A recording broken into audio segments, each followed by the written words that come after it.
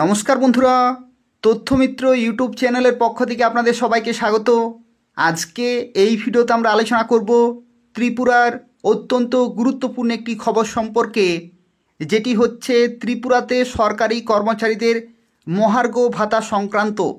অর্থাৎ যে সমস্ত রাজ্যগুলিতে ডাবল ইঞ্জিন সরকার রয়েছে সেই সমস্ত রাজ্যগুলিতে সরকারি কর্মচারীরা 58% ডিএ পাচ্ছেন, কিন্তু ত্রিপুরাতে ডাবল ইঞ্জিন সরকার থাকা সত্ত্বেও কেন 36% ডিএ পাচ্ছে সেই সংক্রান্ত তথ্য নিয়ে এই ভিডিওতে আমরা আলোচনা করব। সম্পূর্ণভাবে ভিডিওটি দেখতে থাকুন এবং ত্রিপুরার এই ধরনের গুরুত্বপূর্ণ খবরগুলি পেতে হলে অবশ্যই তথ্যমিত্র চ্যানেলটি আপনারা প্রত্যেকেই সাবস্ক্রাইব করে রাখুন। তো দেখুন, এখানে বলা হচ্ছে সরকারের বিরুদ্ধে ক্ষুব্ধ হওয়ার জন্য এক শ্রেণীর আমলা থেকে শুরু করে দলীয় কর্মকর্তা ত্রিপুরা রাজ্য সরকারের শিক্ষক কর্মচারী ও পেনশনারদের খেপিয়ে তুলছেন। গত দুর্গাপূজার আগে 3% ডিএ ঘোষণাকে কেন্দ্র করে সারা রাজ্যে শোকের পরিবেশ কায়েম হয়। রাজ্য সরকারকে এটা মাথায় রাখতে হবে, ত্রিপুরায় শিক্ষক কর্মচারী পেনশনার মিলিয়ে প্রায় 2 লক্ষ জন রয়েছেন। তাদের পরিবার পরিজন নিয়ে ভোটার রয়েছেন প্রায় 6 লক্ষ জন। ত্রিপুরায় ভোট ময়দানে এটা একটা বিরাট ফ্যাক্টর। আর প্রাপ্য আদায়ে ডান বাম সবাই একত্রিত হয়ে যায়, যার প্রতিফলন দেখা গেছে বিগত নির্বাচনগুলিতে। ত্রিপুরার অর্থনীতি কর্মচারী নির্ভর। আমাদের মুখ্যমন্ত্রী কর্মচারী হওয়ার সুবাদে তিনি ভালোই জানেন, এরপরও নানান কূটচালে প্রাপ্য ডিএ দিতে সরকার পিছিয়ে যাচ্ছে। বলছে কেন্দ্রীয় ডিএর সাথে ব্যবধান কমানো হবে, কেন সম্পূর্ণ ডিএ মিটিয়ে দেওয়া হবে না? অর্থাৎ কেন্দ্রীয় সরকার এবং রাজ্য সরকারের মধ্যে যে ডিএর ব্যবধান 22%, সেই ডিএর ব্যবধান মুখ্যমন্ত্রী বলছেন যে সেটা কমানো হবে, কিন্তু কেন সম্পূর্ণ ডিএ মিটিয়ে দেওয়া হচ্ছে না? এটা কিন্তু সমস্ত অংশের কর্মচারী পেনশনাররা জানতে চাইছেন নীরবে। আর মানিক সাহাকে এটাও মাথায় রাখতে হবে, বিএলও থেকে শুরু করে ভোট কর্মী সবাই কিন্তু সরকারি কর্মচারী। ভোটের ফ্রন্ট লাইনার তারাই। বেশিরভাগ ডাবল ইঞ্জিন সরকারের রাজ্যগুলিতে 58% ডিএ ঘোষণা করেছে সেসব রাজ্যের মুখ্যমন্ত্রীরা, কিন্তু ত্রিপুরাতে সরকারি কর্মচারীদের জন্য সে আশাটুকু কোথায়? বরং ত্রিপুরাতে জিনিসপত্রের দাম যেভাবে বেড়ে যাচ্ছে, তাতে সরকারি কর্মচারী থেকে শুরু করে সাধারণ জনগণ সবাই হতাশায় জীবন কাটাচ্ছে। যেখানে চড়া দামে বিক্রি হয় রাজধানীতে, সেখানে গ্রাম ত্রিপুরার চিত্র আরও ভয়ানক। অর্থাৎ ত্রিপুরাতে রাজধানীতেই কিন্তু প্রত্যেকটা জিনিসের দাম চড়া। তো সেক্ষেত্রে যদি রাজধানীতেই চড়া দামে বিক্রি হয় প্রত্যেকটি দৈনন্দিন জিনিসপত্র, তাহলে ত্রিপুরার গ্রামগুলির অবস্থা কী হবে?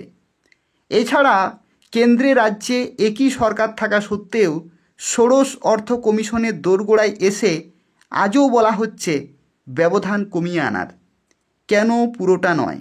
অর্থাৎ কেন 58% পাচ্ছে না সরকারি কর্মচারীরা?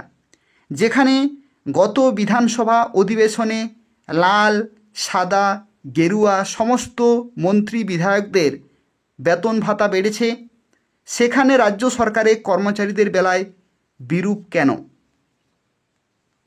রাজ্য প্রশাসনের কর্মরত কেন্দ্রীয় কর্মচারীরা কেন্দ্রীয় হারে ডিএ সহ সমস্ত সুযোগ পাচ্ছেন একই চেম্বারে বসে, সেখানে রাজ্য সরকারের কর্মচারীরা অনেক কম পাচ্ছেন।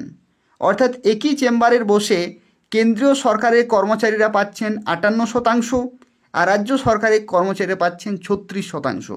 অথচ প্রত্যেকটা কর্মচারী কিন্তু একই সরকারের আওতায়। এছাড়াও রাজ্যে কর্মরত কেন্দ্রীয় সরকারের কয়েক হাজার কর্মচারী কেন্দ্রীয় হারে ডিএ সহ সমস্ত সুযোগ সুবিধা পাচ্ছেন। তারাও রাজ্যের কর্মচারীদের মতোই একই বাজার থেকে জিনিসপত্র কিনছেন। এখানে আরও উল্লেখ্য, ডিএ কিন্তু সর্বভারতীয় প্রাইস ইন্ডেক্সের উপর দেয়া হয় দেশের সমস্ত রাজ্যেই।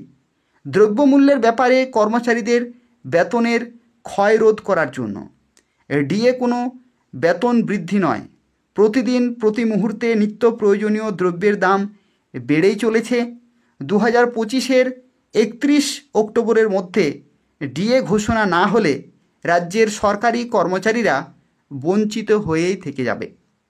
এদিকে ষোড়শ অর্থ কমিশনের নিকট হিসাব জমা দিতে হবে। 2026-এর জানুয়ারি থেকে অষ্টম পে কমিশনের কাজ শুরু হয়ে যাবে। মানিক সাহা সরকারের কাছে বিরাট সুযোগ সপ্তম পে কমিশনের বঞ্চনা ঘুচিয়ে দিয়ে অষ্টম পে কমিশনের মাধ্যমে সব মিটিয়ে দেওয়ার। সিপিআইএম নেতৃত্বাধীন সরকার শিক্ষক কর্মচারীদের ডিএ পে কমিশন নিয়ে টালবাহানা করায় ভোটের বাক্সে কর্মচারীরা তার জবাব দেয়। এবং এটাই বাস্তব যে ডিএ পে কমিশন কর্মচারীদের প্রাপ্য অধিকার, এটা কিন্তু উপহার নয়, এটা তাদের প্রাপ্য অধিকার। এ কথাটা সরকারকে মাথায় রেখে বকেয়া 22% ডিএ মিটিয়ে দিয়ে পে কমিশন গঠন করে কর্মচারীদের মুখে হাসি ফোটাতে হবে। আরও মনে রাখতে হবে 2026-এর এপ্রিল মাসে এডিসি ভোট ও ভিলেজ কাউন্সিলের ভোট। 2026-এর নভেম্বরে পুর নিগম ও নগর পঞ্চায়েত ভোট রয়েছে। ভবিষ্যতের কথা মাথায় রেখেই সরকারকে কর্মচারী ও জনগণদের জন্য কিছু করতেই হবে, না হলে কিন্তু প্রত্যেকটা জনগণ, সরকারি কর্মচারী, তারা কিন্তু ভোটের বাক্সে তারা জবাব দেবে। তো এই হচ্ছে গুরুত্বপূর্ণ খবর ত্রিপুরা সরকারি কর্মচারীদের মহার্ঘ ভাতা বা ডিএ সংক্রান্ত। দেখা যাক ত্রিপুরায় মুখ্যমন্ত্রী ডক্টর মানিক সাহা তিনি সরকারি কর্মচারীদের জন্য কতটুকু ডিএ বৃদ্ধি করছেন, নাকি কেন্দ্রীয় হারে 58% ডিএ দেবেন, সেটাই দেখার বিষয়। প্রত্যেকটা সরকারি কর্মচারী কিন্তু অপেক্ষা করে আছেন সেই খবরের জন্য। আর এই ধরনের নিয়মিত খবরগুলি যদি আপনারা পেতে চান তাহলে অবশ্যই তথ্যমিত্র চ্যানেলটি সাবস্ক্রাইব করে রাখুন। তথ্যমিত্র চ্যানেল থেকে আপনারা এই ধরনের গুরুত্বপূর্ণ খবরগুলি সময় মতো পেয়ে যাবেন। অবশ্যই প্রত্যেকে তথ্যমিত্র চ্যানেলটি সাবস্ক্রাইব করে রাখুন। এই চ্যানেল থেকে আপনারা মহার্ঘ ভাতা বা ডিএ সংক্রান্ত অথবা অনিয়মিত কর্মচারী, ফিক্সড পে, চুক্তিবদ্ধ কর্মচারীদের বিভিন্ন যে সমস্ত খবরগুলি উঠে আসে প্রত্যেকটি খবর আপনারা কিন্তু সময় মতো পেয়ে যাবেন।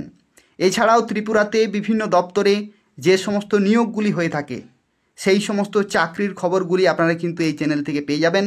তো সেক্ষেত্রে অবশ্যই চ্যানেলটি সাবস্ক্রাইব করে রাখুন। ধন্যবাদ।